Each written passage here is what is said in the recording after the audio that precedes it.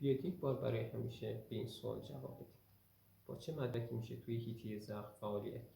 محمد هستم، کارشناس زخم و پرستاری، در خدمت شما تا به این سوال جواب بدیم.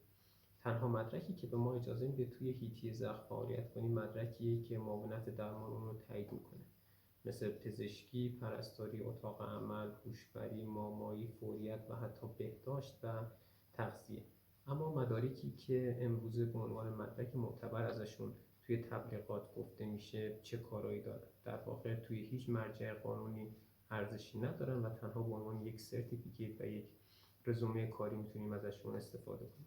ولی مدارکی که اینجا هستن هرچند لحاظ قانونی ارزشی ندارن ولی برای من خیلی ارزشمند هستن، چرا که به واسطه این مدارک من با افرادی با سطح علمی بالا در حیطه زخم آشنا شدم، از جمله گروه پاناهیل، آقای علی آماده، آقای کاوه رشیدنیا و همچنین استاد زینبی.